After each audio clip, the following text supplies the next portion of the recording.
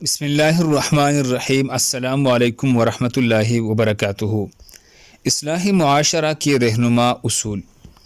رسول اللہ صلی اللہ علیہ وسلم نے ارشاد فرمایا، نمبر 1، ایک دوسرے سے حسد نہ کرو۔ نمبر 2، بلا وجہ چیزوں کی قیمتیں نہ بڑھاؤ۔ نمبر 3، ایک دوسرے سے بغض نہ رکھو۔ نمبر 4، ایک دوسرے سے ناراضگی نہ رکھو۔ نمبر 5، کسی کی خرید و فروخت اور سودے پر اپنا سودا نہ کرو۔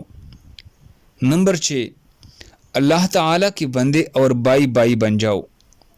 نمبر 7، مسلمان کا بائی ہے۔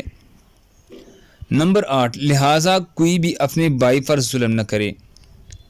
نمبر 9، اپنے بائی کو رسوا نہ کرے۔ نمبر 10، اور اپنے بائی کو حقیر نہ سمجھے۔ رسول اللہ صلی اللہ علیہ وسلم نے اپنی سینہ کی طرف اشارہ کر کے 3 بار ارشاد فرمایا، تقویٰ یہاں ہے۔ پھر آپ صلی اللہ علیہ وسلم نے ارشاد فرمایا، کسی شخص کی برا ہونے کے لیے یہی کافی ہے کہ وہ اپنے مسلمان بھائی کو حقیر جانے۔